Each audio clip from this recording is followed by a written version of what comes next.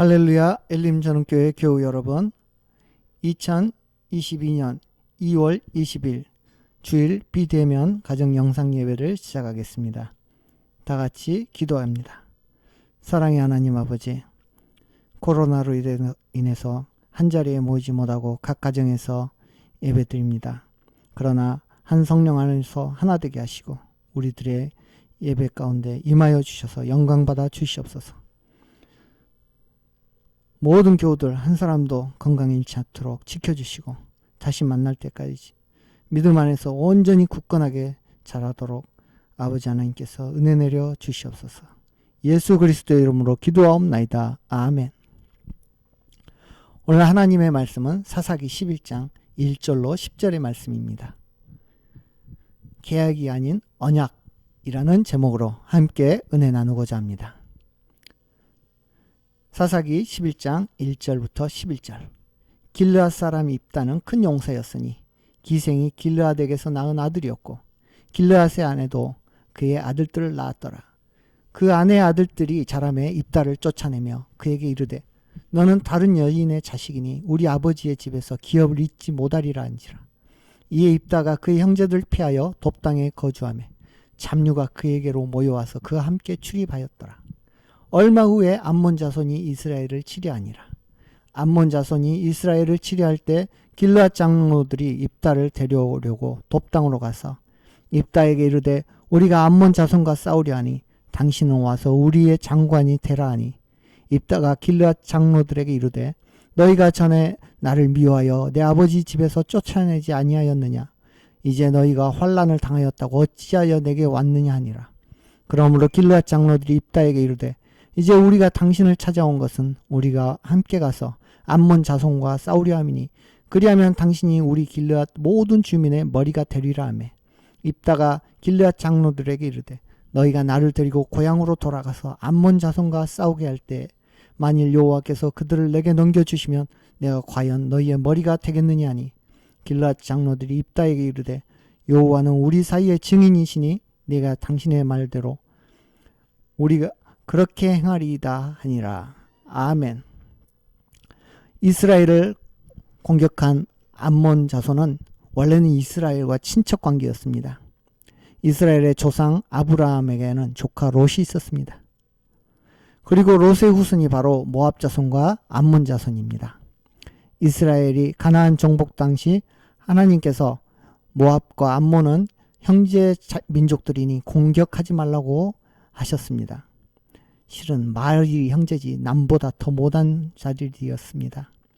이스라엘이 가나안으로 진입할 때 모압과 암몬을 통과하는 곧고 넓은 왕의 대로를 이용하려고 했습니다. 그러나 모압과 암몬은 이스라엘이 자기들의 영토에 있는 왕의 대로를 이용하지 못하게 하고 그로 인해서 이스라엘은 힘겹게 골짜기와 산길을 통해서 더 멀리 돌아가야 했던 그런 아픈 기억을 가지고 있습니다. 그런데 암몬 자손들은 이스라엘이 이방신을 숭배하여 국력이 약해지자 이스라엘을 괴롭히고 약탈하면서 이제는 심지어 본격적으로 이스라엘의 영토마저 빼앗으려고 하고 있습니다. 암몬 자손들은 이스라엘과 국경을 두고 있는 길르앗이라는 이스라엘 동북쪽 관문을 통해 침공을 시작했습니다. 길르앗의 이스라엘 사람들은 입다라는 용사를 자신의 장관으로 세워 암몬 자손의 침략에 대항하고자 하는 것이 본문의 내용입니다. 입다는 어떤 사람인지 본문을 통해 알아봅시다. 입다는 기생이 낳은 아들이었는데 원어로는 창녀를 뜻합니다. 창녀의 아들이었기 때문에 온갖 구박을 타당하고 결국엔 본처 소생들에 의해 길르앗에서 쫓겨나 돕당에 거주하게 되었습니다. 돕당으로 쫓겨난 입다에게 잡류가 모여들었다고 합니다. 사회에서 버림받은 그러한 잡류들은 척박한 환경에서 자신들을 지키기 위해 힘도 기르고 단련하여 상당한 무장 세력을 형성하였습니다. 많은 사람들은 자신의 불리한 환경과 조건을 원망하며 무기력해지기 마련입니다. 입다에게 모여든 사람들을 잡류라고 표현했는데요. 이들은 패배감과 무기력감에 빠진 사람들이었기 때문에 자기밖에 모르고 괴팍하기 이를 데 없는 자들이었습니다. 그런 잡류들을 통솔하고 하나로 묶은 이 입다, 얼마나 의지가 강한 사람인지 우리는 알 수가 있습니다. 외딴 돕당에서 두문불출하던 입다와 그의 잡류들에게 새로운 국면이 펼쳐졌습니다. 바로 암몬 자손의 본격적인 침공이었습니다. 길르앗의 이스라엘 사람들은 암몬 자손의 침략에 대응해서 여기저기 도움을 청했습니다. 그러나 이스라엘의 지파들은 암몬 자손의 침략에 대해서 남의 일처럼 여기면서 아무도 도와주려 하지 않았습니다. 하다하다 길르앗의 이스라엘 사람들은 자신들이 내쫓았던 입닥에 가서 도움을 요청할 수밖에 없었습니다. 본문을 보면 입다는 자신을 내쫓은 그들에게 쫓을 때는 언제고 왜 왔냐며 뒤끝을 보여주긴 하지만 암몬을 물리쳐주면 자기들의 머리로 삼아주겠다는 그들의 제안을 받아들이는 입다의 야망 있는 모습을 우리는 또 볼 수 있습니다. 이 입다는 이렇게 이스라엘 다른 12족속의 지원을 받지 못한 채 세력이 강성해진 암몬과 국경을 마주하는 상태에서 홀로 암몬을 상대해야 했기 때문에 더더욱 큰 두려움과 이기감을 가지고 있었습니다. 입다는 암몬 왕에게 사신을 보내 평화적인 협상을 제시해보지만 암몬 왕은 단칼에 입다의 제안을 거절하고 침략을 강행하였습니다. 입다는 도저히 가망이 없어 보이는 암몬 자손들과의 전쟁을 앞두고 크나큰 두려움에 사로잡혔습니다. 입다는 얼마나 강한 의지와 또 야망을 소유한 자였습니까? 그런 그도 막상 두려움에 사로잡히면 자신의 감춰뒀던 약점이 여지없이 드러나게 되고 말았습니다. 입다는 두려움으로 인해서 하지 말아야 될 일생일대의 가장 큰 잘못을 저지르고 말았습니다. 사사기 11장 30절로 31절을 읽겠습니다. 그가 여호와께 소원하여 이르되 주께서 과연 암몬 자손을 내 손에 넘겨주시면 내가 암몬 자손에게서 평안히 돌아올 때 누구든지 내 집 문에서 나와서 나를 영접하는 그는 여호와께 돌릴 것이니 내가 그를 번제물로 드리겠나이다 하니라. 아멘. 다른 이스라엘 지파들의 도움 없이 길르앗 사람들만으로 강대한 암몬 자손들을 상대해야 했던 입다는 아무리 봐도 계란으로 파헤치기 격인 이번 싸움에 가망이 없어 보였습니다. 그래서 입다는 사람을 번제물로 바치는 인신제사를 동원하는 우를 범하고 말았습니다. 이는 레위기 18장 21절에서 강하게 금지하는 가나안 사람들의 혐오스럽고 가증스러운 제사 방식이었습니다. 입다는 하나님의 도우심으로 암몬 자손을 물리치고 돌아올 때 가장 먼저 자신을 영접하는 자가 다름 아닌 무남 동료 자신의 딸임을 알게 되고 크게 낙담하였습니다. 하나님께 서원한 것이었기 때문에 물을 수도 없었습니다. 2달 후에 입다의 딸은 시집도 못 가고 번제의 희생물이 되고 말았습니다. 몇몇 사람들은 입다의 사건이 하나님의 거룩한 성경의 내용으로서는 너무나 잔인하다고 생각했습니다.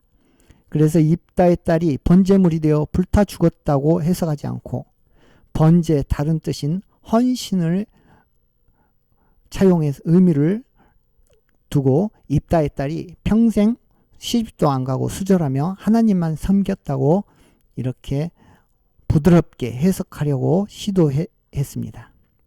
그러나 번제가 헌신으로 해석된 경우는 구약 성경에는 없으며 이는 성경을 지나치게 미화하여서 억지로 시도하려는 해석하려는 억지에 불과합니다. 성경은 물론 거룩합니다. 그러나 거기에 등장하는 사람들은 결코 거룩하지 않습니다. 오히려 너무나 적나라하게 드러나는 인간의 한계는 수천 년 시간의 갭을 초월하여 오늘날 우리의 모습과 완벽하게 겹쳐지고 있습니다. 특히 사사기는 하나님을 저버린 인간들이 얼마나 철저하게 망가지는가를 보여주는 책입니다. 그러므로 여기에 등장하는 인물들을 억지로 미화할 필요가 없습니다. 오직 기록된 내용 그대로 받아들이는 것이야 맞습니다. 그리고 오늘날 인간 군상들에게 놀랍도록 동일하게 투영되는 사사기, 당시의 사람들의 모습을 보면서 냉철하게 자기 자신과 현 시대를 돌아보는 자세가 사사기를 대하는 올바른 방식입니다.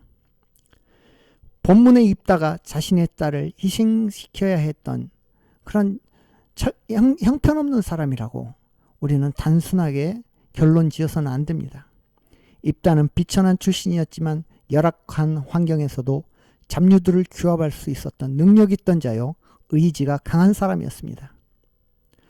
또한 암몬 왕에게 보낸 사신을 통해서 보낸 내용을 보면 입다가 이스라엘의 정복 역사에 대해서 아주 해박한 지식을 가지고 있음을 알 수 있습니다.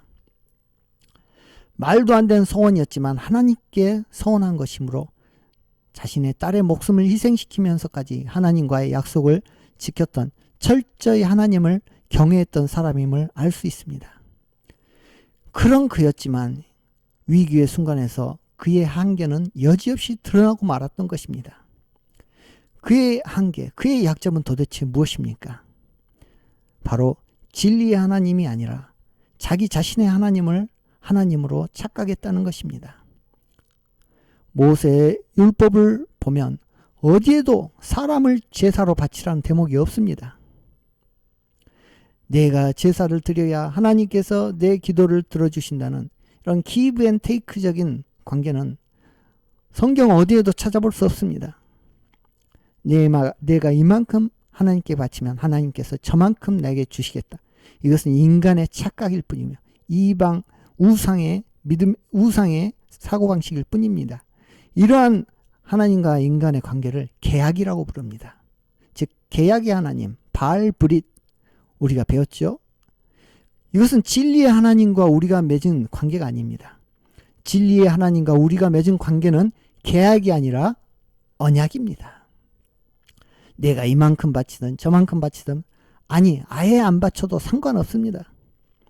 오직 하나님께서 스스로 보증이 되시고 끝까지 은혜를 베푸시겠다는 하나님의 말씀, 즉 언약으로 맺어진 관계가 하나님과 우리의 관계입니다. 입다가 바쳐야 했던 것은 자신의 소중한 무남 동료 딸이 아니라 그 대신에 믿음을 바쳐야 했습니다. 아브라함이 모리아산에서 바쳤던 것은 아들 이삭이 아니라 믿음을 바쳤던 것입니다. 아브라함의 믿음을 받으신 하나님께서는 이삭을 취하지 않으시고 어린 양을 내어주시고 아브라함을 믿음의 조상으로 만들어 주셨습니다.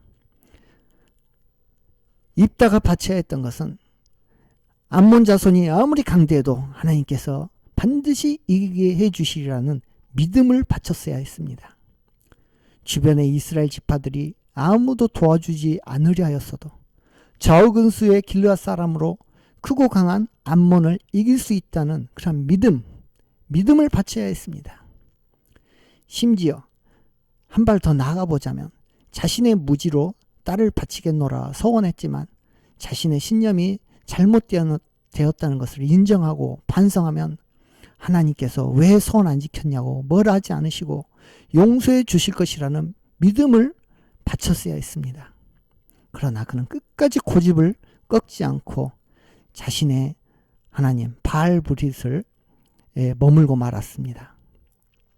오늘날 너무 많은 신자들이 하나님과의 언약이 아닌 계약으로 하나님과 관계하고 있습니다. 그리고 언약이 아닌 계약에 머문 사람들, 평소에는 드러나지 않지만 위기의 순간에 그 한계가 고스란히 드러나고 맙니다. 언약이 아닌 계약에 사로잡혔던 입다가 끝까지 고집을 내려놓지 못하고 자신의 딸을 죽이고야 말았던 것처럼 많은 사람들이 자신의 관념에 사로잡혀 계약의 노예, 바알 브릿의 노예가 되고 말았습니다. 자신의 딸을 잃은 입다는 그야말로 삶이 망가지고 폭주하고 말았습니다. 사사기 12장에 보면 언제나 그러하듯 이스라엘의 대표 지파라고 주장하던 에브라임 족속이 또 시비를 걸고 왔습니다. 지난 사사기 8장 우리 기억하고 있습니다. 미디안의 침공 때 비겁하게 웅크리고 있다가 정작 기드온이 미드온을 물리치자 미디안을 물리치자 왜 자신들을 안 불렀냐고 기드온에게 시비를 걸었습니다. 그때 기드온은 자신을 낮추고 에브라임을 높여서 분쟁 없이 마무리할 수 있었습니다. 그런데 에브라임이 또 정신을 못 차리고 비겁하게 숨어 있다가 입다가 암몬 자손을 물리치자 또 입다에게 시비를 걸며 왜 자신을 안 불렀냐고 따졌습니다. 입다는 기드온과는 달랐습니다. 그리고 입다는 지금 자신의 무남 동력까지 이른 뒤라 눈에 보이는 것이 없었습니다. 입다는 도움을 청했을 때는 비겁하게 숨어 있다가 왜 이제서야 나타나서 시비 거냐고 에브라임을 짓밟아 버렸습니다. 42,000의 에브라임 사람들이 입다에 의해 죽임을 당했습니다. 어쩌면 입다의 딸의 죽음이 한 사람의 죽음으로 끝난 것이 아니라 42,000의 목숨을 앗아간 동족상전의 단초가 되었으리라 우리는 해석할 수 있습니다. 결론입니다. 인생의 기초는 돈이 아닙니다. 능력도 아닙니다. 자신의 힘도 아니요 수고와 노력도 아닙니다. 오직 믿음입니다. 믿음 없이 쌓은 모든 것은 다 모래 위에 쌓은 헛것들입니다. 하나님께 우리는 믿음을 바쳐야 됩니다. 돈이고 뭐고 필요 없습니다. 하나님께 믿음을 바친다는 건 무슨 말입니까? 먼저 하나님의 말씀을 들어야 합니다. 그리고 그 들은 하나님의 말씀을 아무런 조건 없이 믿으면 됩니다. 여기에는 아무런 비용과 노력이 필요하지 않습니다. 약간의 시간과 수고가 필요할 뿐입니다. 하루에 석장 성경을 읽으면 1년에 1도 갈 수 있습니다. 석장 읽는데 대략 10분 걸립니다. 그리고 읽은 성경 말씀을 묵상하는데 10분이면 충분합니다. 도합 20분이면 됩니다. 하나님께서 원하시는 것은 무남동녀 딸이 아니라 하루 20분 하나님께 하나님의 말씀을 읽고 하나님과 대화하는 것이라는 겁니다. 놀라운 것은 하나님의 말씀을 그저 읽었을 뿐인데 세상을 창조하신 하나님의 말씀의 능력이 우리의 삶에 나타나 나 자신을 변화시키고 세상을 바꾸는 재창조의 역사로 나타난다는 것입니다. 믿음의 기초가 튼튼한 사람은 뭘 해도 하나님의 영이 역사하십니다. 똑같이 일을 하고 똑같이 공부를 하고 똑같이 사업을 해도 하나님의 영이 역사하는 사람은 놀라운 일이 벌어집니다. 자녀들이 밤늦도록 수고하며 공부를 하고 열심히 땅을 파고 노력은 하지만 정작 믿음의 기초가 없다면 그 노력과 수고가 다 수포로 돌아가게 되니 얼마나 허무합니까? 자녀들이 무엇보다도 성경 말씀을 읽는 것이야말로 최고의 유산이며 최고의 무기인 것입니다. 어렸을 때부터 구약 성경을 달달 외우는 이스라엘은 좁은 땅덩어리에도 척박한 자연 환경에도 불구하고 과학, 기술, 금융, IT 분야에서 세계 최고의 위치를 차지하고 있습니다. 하물며 우리 아이들은 구약에다 플러스 신약까지 읽으니 만약 제대로 읽는다면 이스라엘보다 몇 갑절 더 뛰어난 민족이 될 것은 분명합니다. 사랑하는 성도 여러분, 그러한 소망과 비전을 가지고 오늘도 열심히 말씀을 읽읍시다. 그래서 입다처럼 바알브릿 자기 자신만의 하나님에 머문 것이 아니라 진리의 하나님을 알아가고 진리의 하나님과 함께하며 진리의 하나님 안에서 형통함을 얻는 그러한 언약의 백성들 되시기를 주님의 이름으로 축원합니다. 아멘. 기도하겠습니다. 사랑의 하나님 아버지, 하나님을 잘못 알았기에 어렸을 때부터 하나님을 제대로 배우지 않았기에 하나님의 율법을 읽지 않았기에 입다는 자신만의 잘못된 신념에 갇혀서 비극을 초래하고 말았습니다. 아버지 하나님, 무엇보다도 믿음의 기초를 쌓는 우리 엘림전원교회 교우들 되게 하여 주시옵소서. 하나님의 말씀을 읽고 그 말씀의 진리 하나님과 계약이 아닌 언약 가운데서 행복한 삶을 누리게 하여 주시고 아버지 하나님께 영광을 돌리는 열매를 맺게 하여 주시옵소서. 예수 그리스도의 이름으로 기도하옵나이다. 아멘. 축도로 예배 마치겠습니다. 하늘에 계신 우리 아버지, 지금은 우리 주 예수 그리스도의 은혜와 아버지 하나님의 높고 지극하신 사랑하심과 성령님의 감동 감화 교통하심의 은혜가 성경 말씀을 통해서 온전한 진리 하나님을 알아가고 발견해 나가며 진리 하나님의 주시는 놀라운 역사를 형통함의 은혜를 누리며 살아가기를 결단하는 심령들 머리머리 위에 지금부터 영원토록 함께 하시기를 간절히 축원하옵나이다. 아멘.